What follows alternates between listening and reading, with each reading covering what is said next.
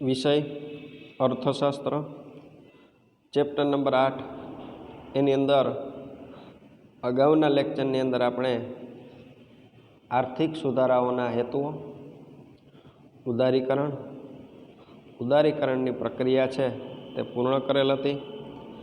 આજે આપણે જોવાનું છે ખાનગીકરણ.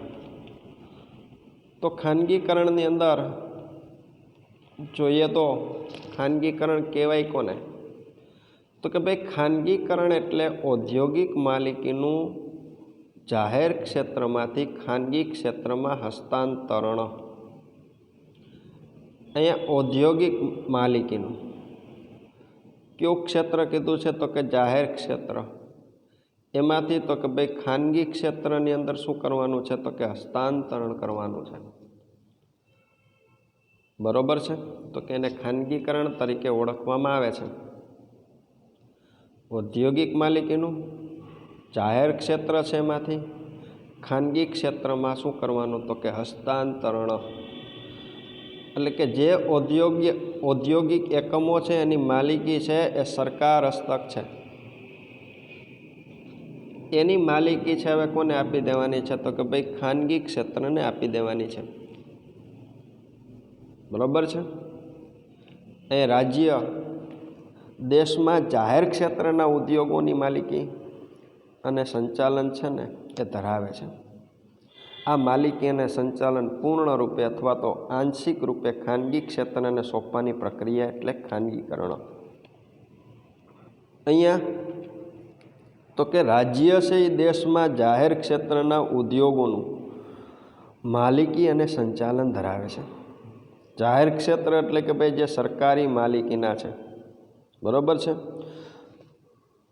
તો આવા જે ક્ષેત્રો છે એની માલિકી સરકાર પાસે છે, સંચાલન પણ કોની પાસે છે? તો કે ભાઈ સરકાર પાસે. એટલે કે જે તે રાજ્ય હસ્તક છે. આ માલિકી અને આવું સંચાલન છે એ સંપૂર્ણ રૂપે અથવા તો આંશિક રૂપે કોને સોંપવાનું છે? તો કે ભાઈ ખાનગી ક્ષેત્રને સોંપવાનું છે. તો કે બસ એને જ ક્યાં નામે ઓળખવામાં આવે છે? તો કે ભાઈ ખાનગીકરણની પ્રક્રિયા તરીકે ઓળખવામાં આવે છે. બરાબર છે? અહીંયા ભારતમાં ખાનગીકરણની પ્રક્રિયા, એમાં ખાનગીકરણ છે એ નીચે મુજબ થઈ શકે છે. પહેલો નંબર કીધો છે વિમૂડીકરણ દ્વારા, અને બીજો નંબર કીધો છે જાહેર ક્ષેત્ર માટે અનામત ઉદ્યોગોની સંખ્યા ઓછી કરી ખાનગી ક્ષેત્રનો વ્યાપ વધારીને. ત્રીજો નંબર જાહેર ખાનગી સંયુક્ત માલિકીના ઉદ્યોગો સ્થાપીને. અહીંયા ખાનગીકરણની પ્રક્રિયા છે એ કઈ રીતે થઈ શકે છે? તો કે ભાઈ ખાનગીકરણની પ્રક્રિયા છે અહીંયા નીચે મુજબ થઈ શકે છે. એમાં આપણે શું કીધું છે? તો કે ભાઈ એમાં આપણે કીધું છે તો કે ભાઈ એક તો વિમૂડીકરણ દ્વારા, પછી તો કે ભાઈ જાહેર ક્ષેત્ર માટે અનામત ઉદ્યોગોની સંખ્યા છે તે ઓછી કરી ખાનગી ક્ષેત્રનો વ્યાપ વધારીને, અને ત્રીજો નંબર જાહેર ખાનગી સંયુક્ત માલિકીના ઉદ્યોગો છે ને સ્થાપીને ખાનગીકરણની પ્રક્રિયા છે ને અપનાવી શકાય છે. બરાબર? અહીંયા ભારતની અંદર વિમૂડીકરણનો અર્થ અને પ્રક્રિયા. તો અહીંયા વિમૂડીકરણ કોને કહેવામાં આવે છે? તો એની અંદર આપણે જોઈએ તો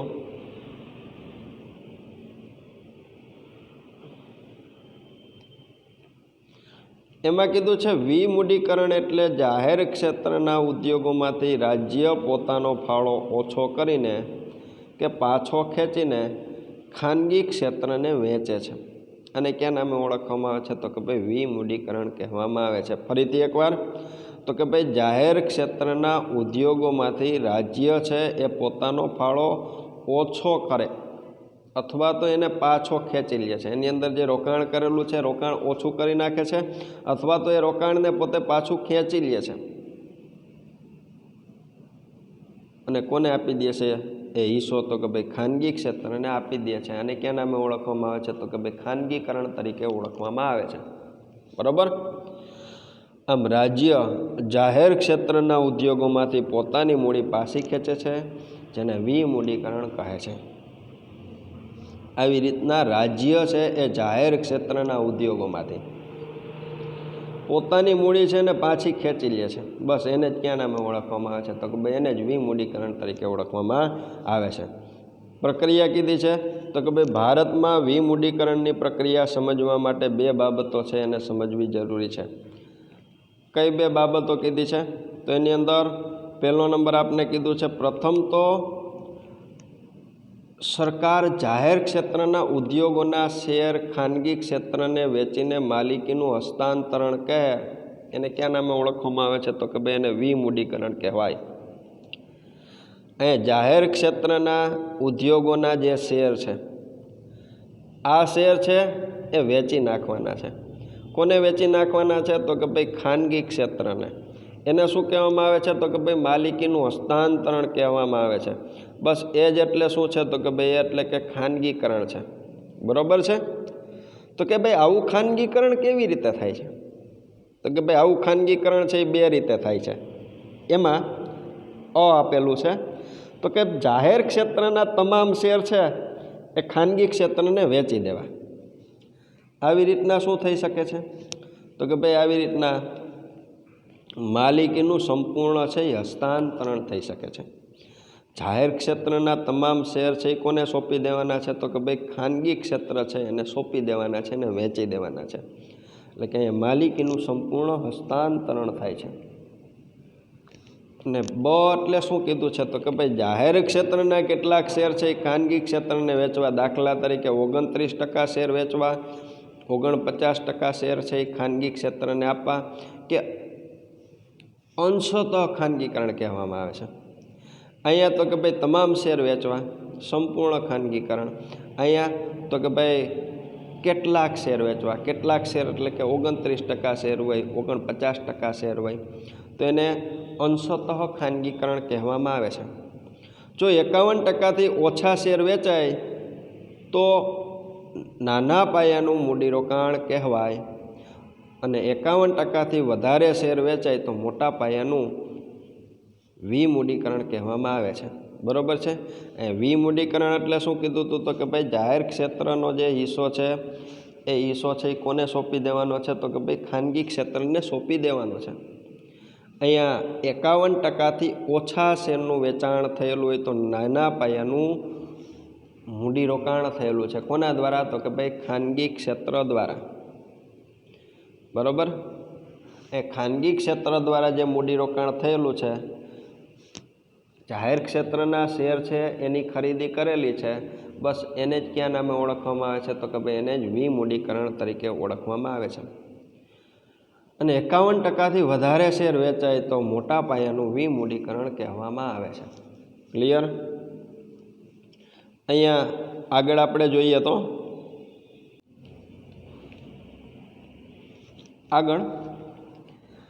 કે ભાઈ રાજ્ય જેમ કેટલાક ઉદ્યોગોની માલિકી ધરાવે છે તેમ કેટલાક ક્ષેત્રો ઉપર અંકુશ પણ રાખે છે. ખાસ તો જાહેર સેવાના ક્ષેત્રો જ્યાં ખાનગી રોકાણકારોને પ્રવેશવાની બંધી હોય છે. ખાનગીકરણની પ્રક્રિયાનો બીજો અગત્યનો મુદ્દો એ કે રાજ્ય હસ્તકના જાહેર ક્ષેત્રમાં પણ કામ કરવાની છૂટ અપાય છે. બરાબર છે? તો એ પહેલો મુદ્દો શું કીધો હતો? તો કે ભાઈ અહીંયા કેટલાક શેરો છે એને વેચી દેવા. બરાબર? 51%થી ઓછા હોય તો નાના પાયાનું વિમૂડીકરણ, અને 51%થી વધુ હોય તો મોટા પાયાનું વિમૂડીકરણ થયું છે તેવું કહેવાય. એ બીજી બાબત આપણે શું કીધી હતી? તો કે ભાઈ વિમૂડીકરણની પ્રક્રિયા છે એ 2 રીતે થઈ શકે છે. એક તો શેરની અંદર હિસ્સો આપીને, અને બીજો નંબર શું કીધો છે?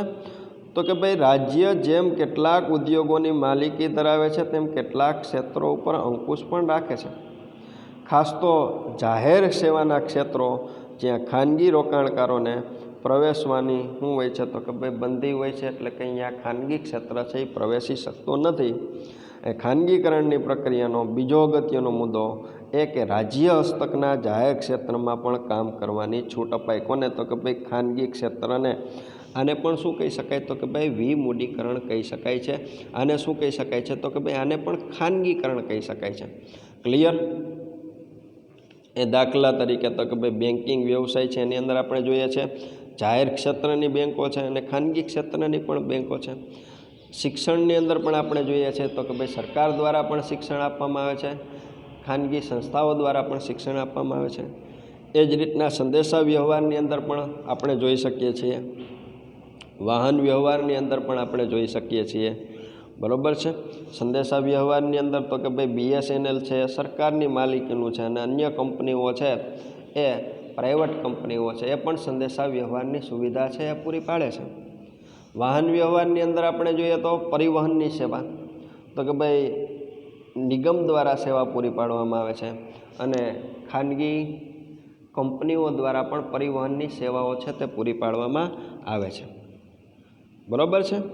તો હવે ખાનગી જૂથો પણ આવી બધી સેવાઓ છે બધી પૂરી પાડે છે, બસ એને જ ખાનગીકરણ કહેવામાં આવે છે. ત્રીજો નંબર કીધો, આઝાદી બાદના શરૂઆતના વર્ષોમાં ભારતમાં જાહેર ક્ષેત્રનું વિસ્તરણ થતું હતું. 31 માર્ચ 1951 ભારતમાં રાજ્ય હસ્તક 5 ઉદ્યોગો હતા, જે 1990 વધીને કેટલા થઈ ગયા તો કે ભાઈ 233 થઈ ગયા. 91થી ભારતે તેમાં ઘટાડો કરવાનું શરૂ કર્યું અને માર્ચ 2010ની અંદર 217 હતા, જે 15ની અંદર કેટલા થઈ ગયા તો કે ભાઈ 300 થયા. પરંતુ જૂના ઉદ્યોગોમાંથી વિમૂડીકરણ શું રહ્યું છે તો કે ભાઈ ચાલુ રહ્યું છે. અહીંયા તો કે ભાઈ સરકારે પોતાના હસ્તક કેટલા ઉદ્યોગો રાખેલા હતા તો કે દેશ આઝાદ થયો, પ્રથમ પંચવર્ષીય યોજનાની શરૂઆત થઈ એટલે કે 1951ની અંદર ભારત સરકાર હસ્તક કેટલા ઉદ્યોગો તો કે ભાઈ 5 ઉદ્યોગો હતા. 90ની અંદર વધીને કેટલા થઈ ગયા તો કે ભાઈ 233 થઈ ગયા. 91થી ભારતે એની અંદર શું કર્યું છે તો કે ભાઈ ઘટાડો કર્યો છે. 2010ની અંદર કેટલા થયા છે તો કે ભાઈ 217 થયા અને 2015ની અંદર આ ઉદ્યોગોની સંખ્યા કેટલી થઈ ગઈ તો કે ભાઈ 300 થઈ. જૂના ઉદ્યોગોમાંથી વિમૂડીકરણ શું રહ્યું છે તો કે ભાઈ ચાલુ રહ્યું છે, બરાબર. નંબર 4 કીધો છે, જાહેર ક્ષેત્ર માટે અનામત રાખવામાં આવેલા ક્ષેત્રો ખાનગી મૂડીરોકાણ માટે ખુલ્લા મૂકવામાં આવ્યા. એ જાહેર ક્ષેત્ર માટે તો કે ભાઈ કેટલાક ઉદ્યોગો છે ને શું રાખવામાં આવ્યા છે તો કે ભાઈ અનામત રાખવામાં આવેલા છે. આવા ક્ષેત્રો છે એની અંદર પણ હવે ખાનગી મૂડીરોકાણ છે એ થઈ શકે છે. હાલમાં અણુ ઉર્જા છે, આ ઉર્જા માટે નિયંત્રિત સાધનો તથા રેલવે જે રાજ્ય હસ્તક નિયંત્રિત છે. તો કે અહીંયા કેટલાક ઉદ્યોગો છે એ સરકારે એની પાસે રાખેલા છે, આમાં ખાનગી મૂડીરોકાણ છે તેને સ્વીકારવામાં આવેલું નથી. એમાં કીધું છે તો કે અણુ ઉર્જા છે એ સરકાર હસ્તક છે અને પછી શું કીધું છે તો કે ભાઈ અહીંયા રેલવે છે એ પણ સરકાર હસ્તક છે. આની અંદર તો કે ભાઈ ખાનગીકરણ થયેલું જોવા મળતું નથી, પણ હવે આપણે છેલ્લા વર્ષોની અંદર જોઈએ છે એની અંદર પણ સરકારે છે ખાનગીકરણ કરેલું જોવા મળેલું છે અને ખાનગી ટ્રેનો પણ શરૂ કરેલ છે એ જોવા મળેલ છે, બરાબર છે. તો કે ખાનગીકરણ અને ખાનગીકરણની પ્રક્રિયા છે તે પૂરી થાય છે. ફરીથી એકવાર આપણે જોઈએ તો અહીંયા ભારતમાં ખાનગીકરણની પ્રક્રિયા છે એ કેટલી રીતે કીધું છે તો કે 3 રીતે. તો કે ભાઈ પહેલો નંબર અહીં આપણે શું આપ્યો તો કે ભાઈ વિમૂડીકરણ દ્વારા. પછી બીજો નંબર તો કે જાહેર ક્ષેત્ર માટે અનામત ઉદ્યોગો છે એની સંખ્યા ઓછી કરી અને ખાનગી ક્ષેત્રનો વ્યાપ વધાર્યો છે. અને ત્રીજો નંબર તો કે જાહેર ખાનગી સંયુક્ત માલિકીના ઉદ્યોગો સ્થાપેલા છે. અહીંયા તો કે ભાઈ આપણે નંબર 1ની અંદર જોયું ભારતની અંદર વિમૂડીકરણનો અર્થ અને એની પ્રક્રિયા, બરાબર છે. પછી તો કે ભાઈ આગળ આપણે બીજો નંબર કીધો છે તો કે ભાઈ રાજ્ય છે એના હસ્તકના જે ઉદ્યોગો છે એની અંદર ખાનગી ક્ષેત્ર છે તેને પ્રવેશ આપવા દેવામાં આવેલો છે. અને ત્રીજો નંબર અહીં આપણે કીધો છે તો કે ભાઈ અહીંયા સરકારની હસ્તક જે ઉદ્યોગો છે એની અંદર ખાનગી ક્ષેત્રો છે મૂડીરોકાણ કરે એટલે કે સંયુક્ત મૂડીથી ધંધાકીય એકમ ચલાવે, બરાબર છે. આવી રીતના શું થઈ શકે તો કે ભાઈ ખાનગીકરણ છે તે થઈ શકે છે. હવે એના પછી આપણે જોઈએ તો વૈશ્વિકીકરણ. એમાં તો કે ભાઈ વૈશ્વિકીકરણ એટલે દેશના અર્થતંત્રને વિશ્વના અર્થતંત્ર સાથે વધુને વધુ સાંકળવાની પ્રક્રિયા. વૈશ્વિકીકરણ કોને કીધું છે તો કે ભાઈ વૈશ્વિકીકરણ એટલે કે દેશનું જે અર્થતંત્ર છે એને વિશ્વનું જે અર્થતંત્ર છે એની સાથે વધુ ને વધુ સાંકળવાની પ્રક્રિયા છે એને ક્યાં નામે ઓળખવામાં આવે છે? તો કે ભાઈ એને જ વૈશ્વિકીકરણ તરીકે ઓળખવામાં આવે છે, જેમાં ભારત દુનિયાના દેશો સાથે આર્થિક સંબંધો વધારે, જેમ કે ચીજવસ્તુઓ, મૂડી, માનવ સંસાધન, ટેકનોલોજી, કુદરતી સાધનો, નાણાકીય સાધનો, વેપારના ક્ષેત્રોમાં દેશના અર્થતંત્રમાં રાજ્યે મૂકેલા અંકુશો ક્રમશઃ નાબૂદ કરવા. અહીં આર્થિક આત્મનિર્ભરતા માટે આ પ્રકારની ખુલ્લી નીતિઓ છે તે અપનાવવામાં આવેલી છે. આપણે જોવાનું છે તો કે ભાઈ વૈશ્વિકીકરણ તો કે કહેવાય કોને? તો કે ભાઈ વૈશ્વિકીકરણ એટલે કે દેશના અર્થતંત્રને વિશ્વના અર્થતંત્ર સાથે વધુને વધુ સાંકળવાની પ્રક્રિયા. બસ એને જ ક્યાં નામે ઓળખવામાં આવે છે? તો કે ભાઈ એને જ વૈશ્વિકીકરણ તરીકે ઓળખવામાં આવે છે. બરાબર છે? તો કે ભાઈ જેમાં ભારત છે એ દુનિયાના દેશો સાથે આર્થિક સંબંધો વધારે છે. તો કે ભાઈ આપણો દેશ છે એને વિશ્વના અર્થતંત્ર સાથે છે ને ભાઈ સાંકળવું, એને જ ક્યાં નામે ઓળખાય? તો કે ભાઈ વૈશ્વિકીકરણ કહેવામાં આવે છે. તો કે ભાઈ એ વૈશ્વિકીકરણની અંદર કરવાનું શું હોય છે? તો કે ભાઈ અહીંયા આર્થિક સંબંધો છે એ વિશ્વના દેશો સાથે સુધારવા, વધારવા. તો કે ભાઈ કેવી રીતના આર્થિક સંબંધો છે તે સુધારી શકાશે, આર્થિક સંબંધો છે તે વધારી શકાશે? તો કે ભાઈ ચીજ વસ્તુઓ છે, મૂડી છે, માનવ સંસાધન છે, ટેકનોલોજી છે, કુદરતી સાધનો છે, નાણાકીય સાધનો છે, વેપારમાં ક્ષેત્રોમાં દેશના અર્થતંત્રમાં રાજ્યે મૂકેલા અંકુશો ક્રમશઃ શું કરવાના છે? તો કે ભાઈ નાબૂદ કરવાના છે. અને આર્થિક આત્મનિર્ભરતા માટે આ પ્રકારની ખુલ્લી નીતિઓ છે તે અપનાવવાની છે. આને જ ક્યાં નામે ઓળખવામાં આવે છે? તો કે ભાઈ વૈશ્વિકીકરણ તરીકે ઓળખવામાં આવે છે. ક્લિયર? પછી તો કે ભાઈ ભારતની અંદર વૈશ્વિકીકરણની પ્રક્રિયા એમાં જોઈએ તો કે ભાઈ આંતરરાષ્ટ્રીય નાણાં ભંડોળે તેના વધારે પડતા દેવા નીચે દબાયેલા વિકસતા દેશોને 1991ના તેમની સંરચનાત્મક આર્થિક નીતિઓ બદલવાની ફરજ પાડી. તો કે ભાઈ 1991 પહેલાં કેવા દેશોની વાત કરેલી છે? તો કે ભાઈ આંતરરાષ્ટ્રીય નાણાં ભંડોળ છે એના દેવા નીચે દબાયેલા વિકસતા દેશો છે.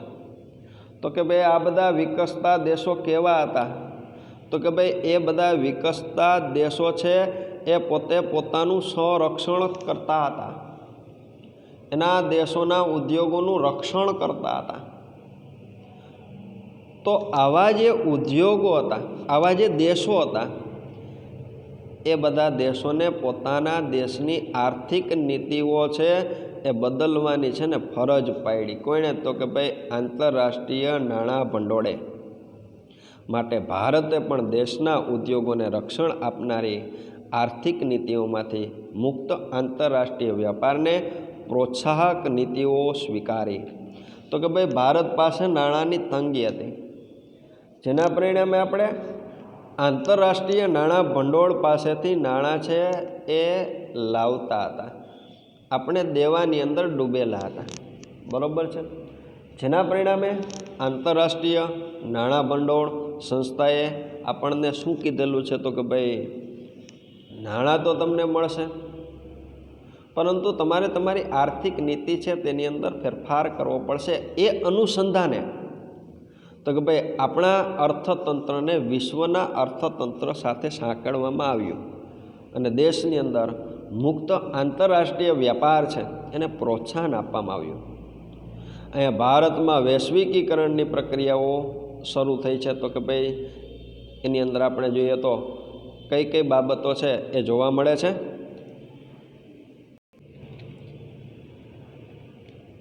એમાં જોઈએ તો નંબર 1, આયાત નિકાસ પરવાના નીતિ હળવી કરવામાં આવી. કેવી નીતિ કીધી છે? તો કે ભાઈ આયાત કરવાની નીતિ અને નિકાસ કરવાની નીતિ છે એને શું કરી નાખી? તો કે ભાઈ હળવી કરી નાખી. હવે આપણે વિદેશની અંદર આપણી વસ્તુ છે તેની નિકાસ કરવી હોય અને વિદેશમાંથી આપણા દેશની અંદર વસ્તુ લાવવી હોય તો એના માટેની જે પરવાનગી માટેની નીતિ હતી, પરવાના પ્રથા હતી, એને કેવી કરી નાખી છે? તો કે ભાઈ હળવી કરી નાખી છે.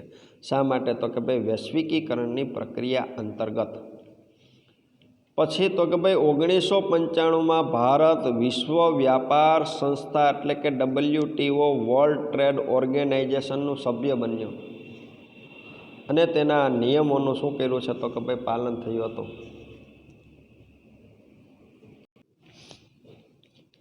અહીંયા 1995ની અંદર ભારત છે એ વિશ્વ વ્યાપાર સંસ્થા એટલે કે WTO વર્લ્ડ ટ્રેડ ઓર્ગેનાઇઝેશનનું સભ્ય બન્યું અને તેના નિયમોનું શું થયું છે? તો કે ભાઈ પાલન કરતું થયું છે. પછી તો કે ત્રીજો નંબર કીધો છે ભારતીય ચલણ રૂપિયાના અન્ય દેશોના ચલણ સાથેના વિનિમય દરને ક્રમશઃ મુક્ત કર્યો. તેના ખરીદ વેચાણને પણ સરળ બનાવાયું અને આપણા રૂપિયાનું મૂલ્ય વેપાર દ્વારા નિર્ધારિત થયું. તો કે અહીંયા ભારતીય ચલણ છે એને પણ તો કે ભાઈ આપણા દેશનું રોજબરોજનું મૂલ્ય છે કેની સાથેનું? તો કે ભાઈ વિદેશી ચલણ સાથેનું એ પણ હવે રોજબરોજને માટે નક્કી થવા લાગ્યું. પછીનો નંબર તો કે ભાઈ દેશના અર્થતંત્રમાં સીધા વિદેશી મૂડીરોકાણને ક્ષેત્રવાર તબક્કાવાર વધુને વધુ મુક્ત બનાવાયું. તો કે ભાઈ આપણા અર્થતંત્રને વિશ્વના અર્થતંત્ર સાથે સાંકળવું હતું, જેના પરિણામે શું થયું? તો કે ભાઈ વિદેશી મૂડીરોકાણ હતું એને ક્ષેત્રવાર તો કે ભાઈ ઉદ્યોગ ક્ષેત્ર, સેવા ક્ષેત્ર એમ તબક્કાવાર વધુને વધુ શું કર્યું છે? તો કે ભાઈ મુક્ત બનાવાયું છે.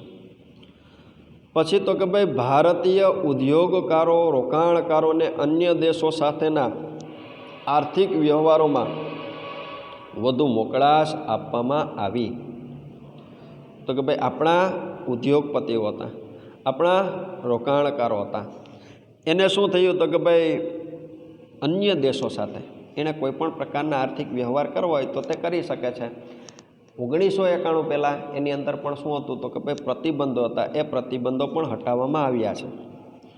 પછી તો કે ભાઈ દેશના અને વિદેશના ઉત્પાદકો, વેપારીઓ, રોકાણકર્તાઓ માટે રાજ્ય નીતિગત રીતે તટસ્થ બન્યું, એટલે કે ઘરેલું ઉદ્યોગોને વધુ પડતું રક્ષણ આપવાની નીતિમાં પણ શું થયું? તો કે ભાઈ ફેરફાર થયો. અહીંયા તો કે ભાઈ દેશના અને વિદેશના ઉત્પાદકો હતા, વેપારીઓ હતા, રોકાણકર્તાઓ હતા, એ માટે રાજ્ય નીતિગત રીતે તટસ્થ બન્યું, એટલે કે ભાઈ ઘરેલું ઉદ્યોગોને વધુ પડતું રક્ષણ આપવાની નીતિ હતી એ પણ હવે રહી નથી. કારણ કે જે વ્યક્તિ પાસે જેવી ક્ષમતા છે એ ક્ષમતાથી પોતે દેશની અંદર વસ્તુનું ઉત્પાદન કરી શકે છે અને વસ્તુનું વેચાણ પણ પોતે કરી શકે છે. અને નંબર 7મો, અન્ય દેશો સાથેના સાંસ્કૃતિક, સામાજિક આદાન પ્રદાન પણ શું બન્યા? તો કે ભાઈ સરળ બન્યા.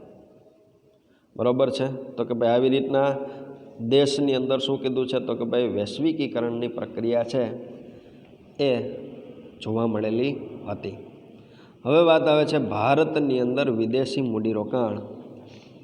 એની અંદર જોઈએ તો વૈશ્વિકીકરણની પ્રક્રિયામાં પ્રત્યક્ષ વિદેશી મૂડીરોકાણ એક અગત્યનું પગલું ગણાય છે. અહીંયા ભારતની નિયંત્રિત અર્થવ્યવસ્થામાં રાજ્ય જ દેશની નાણાકીય જરૂરિયાતો જેવી કે ઉદ્યોગોની સ્થાપના માટે મૂડીરોકાણ, ચીજવસ્તુઓ, સેવાઓ કે ટેકનોલોજીની આયાત માટે વિદેશી ઊંડિયામણની જરૂરિયાત વગેરે માટે વિદેશી સંસ્થા કે વ્યક્તિઓ પાસેથી મદદ લેતી, કારણ કે વિદેશી રોકાણ પર નિયંત્રણો હતા. અને 1991 પછી રાજ્યએ આર્થિક કાયદાની અંદર ફેરફાર કરી વિદેશી વ્યક્તિ કે સંસ્થાએ સીધું જ ઉદ્યોગોની અંદર વધુ પ્રમાણમાં રોકાણ કરવાની છૂટ આપેલી છે. અહીં આપણે શેની વાત કરેલી છે? તો કે ભાઈ ભારતની અંદર વિદેશી મૂડીરોકાણ કઈ રીતે થયું? તો કે ભાઈ વૈશ્વિકીકરણની પ્રક્રિયામાં.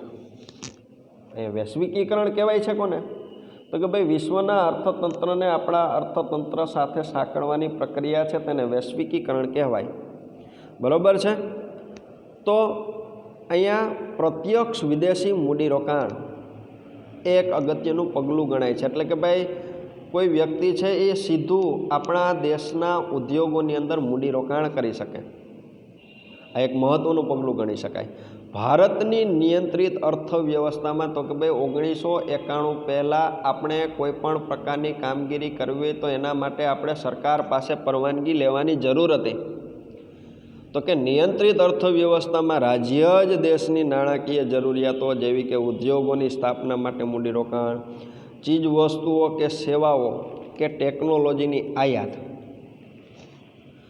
અને વિદેશી હુંડિયામણની જરૂરિયાત વગેરે માટે વિદેશી સંસ્થાઓ કે વ્યક્તિઓ પાસેથી મદદ લેતી હતી. તો કે ભાઈ આપણે કોઈ પણ પ્રકારની કંઈ જરૂરિયાત હોય, ઉદ્યોગોની સ્થાપના માટે મૂડીરોકાણ કરવું હોય, ચીજ વસ્તુઓ કે સેવાઓ કે ટેકનોલોજીની આયાત કરવી હોય કે વિદેશી હુંડિયામણની જરૂરિયાત હોય તો આપણે વિદેશી સંસ્થાઓ કે વ્યક્તિઓ પાસેથી મદદ લેવી પડતી હતી. કારણ કે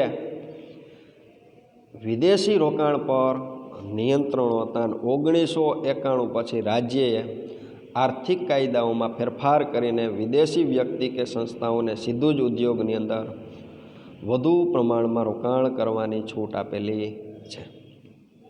બરાબર છે. તો કે ભાઈ દેશની અંદર વિદેશી મૂડીરોકાણ છે એ કેટલી રીતે થઈ શકે છે? તો કે ભાઈ એ બે રીતે એને સમજી શકાય છે. એક તો વિદેશી સંસ્થાકીય મૂડીરોકાણ અને પ્રત્યક્ષ વિદેશી મૂડીરોકાણ. તો પહેલાં આપણે આની અંદર જોઈએ તો કે ભાઈ વિદેશી સંસ્થાકીય મૂડીરોકાણો એમાં એને કહેવામાં આવે છે ફોરેન ઇન્સ્ટિટ્યુશનલ ઇન્વેસ્ટમેન્ટ, FII. એમાં તો કે જ્યારે વિદેશી રોકાણકર્તા વસ્તુ કે સેવાના ઉત્પાદનમાં ફેક્ટરી કે ધંધાની સ્થાપના કરવાને બદલે દેશના નાણાં બજાર, મૂડી બજારમાં શેર કે બોન્ડની ખરીદી કરીને રોકાણ કરે છે તેને વિદેશી સંસ્થાગત રોકાણ કહેવામાં આવે છે. અહીંયા જ્યારે વિદેશી રોકાણકર્તાઓ છે વસ્તુ કે સેવાના ઉત્પાદનની અંદર પોતે જ આપણા દેશની અંદર ફેક્ટરી કે ધંધાની સ્થાપના કરે, બરાબર છે, એના બદલે અહીંયા શું કરવાનું છે? તો કે ભાઈ નાણાં બજારની અંદર ને મૂડી બજારની અંદર પોતે છે ને શેર અને બોન્ડ છે એની ખરીદી કરે અને એને રોકાણ કરે. તો કે એને ક્યાં નામે ઓળખવામાં આવે છે? તો કે ભાઈ તેને વિદેશી સંસ્થાગત રોકાણ કહેવામાં આવે છે. બરાબર. ફરી એકવાર તો કે ભાઈ વિદેશના રોકાણકર્તાઓ છે શેની અંદર રોકાણ કરે? તો કે ભાઈ નાણાં બજારની અંદર, મૂડી બજારની અંદર, એટલે કે શેર કે બોન્ડની અંદર રોકાણ કરે. બરાબર. અહીંયા આ લોકો આની અંદર રોકાણ કરે તો એને વિદેશી સંસ્થાગત રોકાણ કહેવામાં આવે છે. આવી કંપનીઓએ વિદેશી સંસ્થાગત રોકાણકર્તા તરીકે રજિસ્ટ્રેશન કરાવવું જરૂરી બને છે. તો કે ભાઈ આવી કંપનીઓએ, આવી સંસ્થાઓએ દેશની અંદર રોકાણ કરવું છે તો એના માટે એણે નોંધણી કરાવવી પડશે. ભારત સરકાર દ્વારા નિર્ધારિત કરેલી માત્રામાં જ આવા રોકાણો કરી શકાય છે. મોટાભાગે આવા રોકાણો વિદેશી બેન્કો, વીમા કંપનીઓ, મ્યુચ્યુઅલ ફંડ વગેરે કંપનીઓ દ્વારા થતા હોય છે. તો કે ભાઈ આવા રોકાણો થાય છે કોના દ્વારા? તો કે ભાઈ આવા રોકાણો છે એ બેન્કો દ્વારા થાય, વિદેશની વીમા કંપનીઓ દ્વારા થાય છે અને વિદેશની અંદર મ્યુચ્યુઅલ ફંડ ધરાવતી સંસ્થાઓ દ્વારા આવા રોકાણો છે તે થતા હોય છે. એ વિદેશી કંપનીઓ જેટલી ઝડપથી શેર બજારનું નાણું ઠાલવે છે એટલી જ ઝડપથી પાછું પણ ખેંચી શકે છે. માટે દેશના અર્થતંત્રમાં તે અસ્થિરતાનું જોખમ પણ લાવે છે. અહીંયા એક બાબત છે એ અર્થતંત્ર માટે કેવી બની જાય છે? તો કે ભાઈ વિદેશી સંસ્થાઓ છે જે રીતે અર્થતંત્રની અંદર નાણાંનું રોકાણ કરે એવી રીતના પોતે નાણાં પણ પાછા ખેંચી શકે છે. એટલે એ બાબત આપણા માટે એક જોખમી ગણી શકાય છે.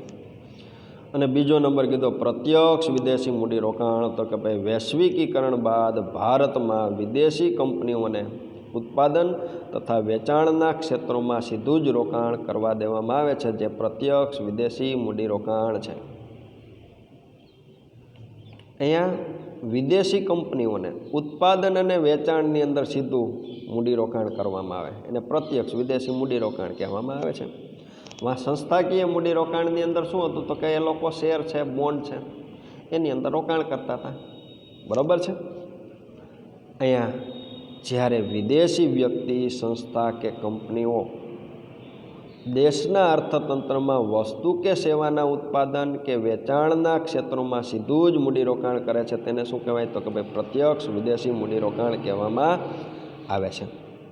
તો કે ભાઈ વિદેશી વ્યક્તિ હોય, વિદેશી સંસ્થાઓ હોય, વિદેશી કંપનીઓ હોય, એ અર્થતંત્રની અંદર વસ્તુ કે સેવાના ઉત્પાદન કે વેચાણના ક્ષેત્રની અંદર સીધું જ મૂડીરોકાણ કરે એ એટલે શું તો કે ભાઈ પ્રત્યક્ષ વિદેશી મૂડીરોકાણ કહેવાય.